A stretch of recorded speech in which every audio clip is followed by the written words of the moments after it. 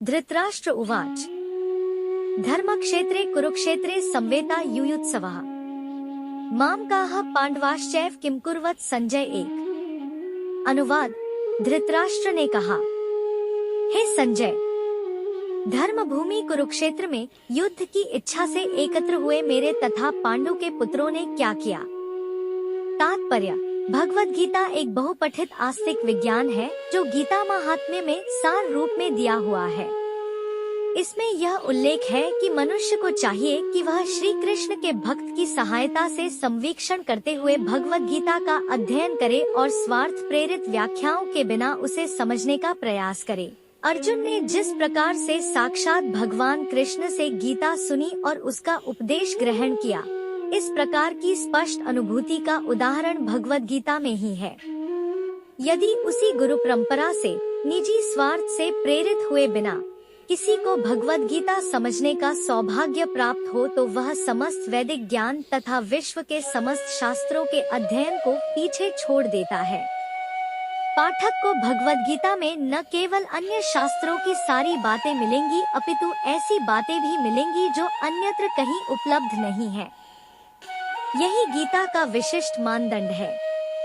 स्वयं भगवान श्री कृष्ण द्वारा साक्षात उच्चरित होने के कारण यह पूर्ण आस्तिक विज्ञान है। महाभारत में वर्णित धृतराष्ट्र तथा संजय की वार्ताएं इस महान दर्शन के मूल सिद्धांत का कार्य करती हैं। माना जाता है कि इस दर्शन की प्रस्तुति कुरुक्षेत्र के युद्ध स्थल में हुई जो वैदिक युग से पवित्र तीर्थ स्थल रहा है।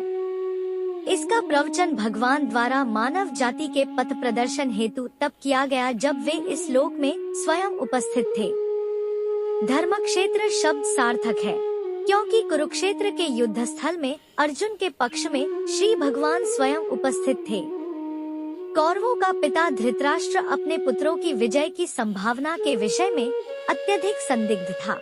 अतः इसी संदेह के कारण उसने अपने सचिव से पूछा। उन्होंने क्या किया? वह आश्वस्त था कि उसके पुत्र तथा उसके छोटे भाई पांडु के पुत्र कुरुक्षेत्र की युद्ध भूमि में निर्णयात्मक संग्राम के लिए एकत्र हुए हैं। फिर भी उसकी जिज्ञासा सार्थक है।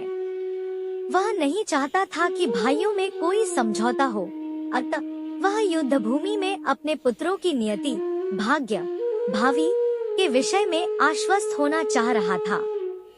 चूँकि इस युद्ध को कुरुक्षेत्र में लड़ा जाना था, जिसका उल्लेख वेदों में स्वर्ग के निवासियों के लिए भी तीर्थ स्थल के रूप में हुआ है, धृतराष्ट्र अत्यंत भयभीत था कि इस पवित्र स्थल का युद्ध के परिणाम पर न जाने कैसा प्रभाव पड़े।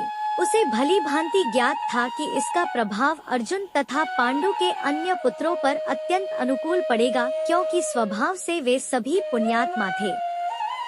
संजय श्री व्यास का शिष्य था, अतः उनकी कृपा से संजय धृतराष्ट्र के कक्ष में बैठे बैठे कुरुक्षेत्र के युद्ध स्थल का दर्शन कर सकता था। इसीलिए धृतराष्ट्र ने उससे युद्ध स्थल की स्थिति के विषय में पूछा। पांडव तथा धृतराष्ट्र के पुत्र दोनों ही एक वंश से संबंधित हैं, किंतु यहाँ पर धृतराष्ट्र के वाक्य से उसके मनोभाव प्रकट होते हैं। उसने जानबूझकर अपने पुत्रों को कुरु कहा और पांडु के पुत्रों को वंश के उत्तराधिकार से विलग कर दिया। इस तरह पांडु के पुत्रों अर्थात अपने भतीजों के साथ धृतराष्ट्र की विशिष्ट मन स्थिति समझी जा सकती है। जिस प्रकार धान के खेत से अवांछित पौधों को उखाड़ दिया जाता है, उसी प्रकार इस कथा के आरंभ से ही ऐसी आशा की जाती है कि जहाँ धर्म के पिता श्री कृष्ण उपस्थित हो, वहाँ कुरुक्षेत्र रूपी खेत में दुर्योधन आदि धृतराष्ट्र के पुत्र रूपी अवांछित पौधों को समूल नष्ट करके युधिष्ठिर आदि नितांत धार्मिक पुरुषों की स्थापना की जाएगी। यहाँ धर्मक्षेत्रे तथा कुरुक्षेत्रे शब्दों की उनकी ऐतिहासिक तथा वैदिक महत्ता के अतिरिक्त यही सार्थकता है।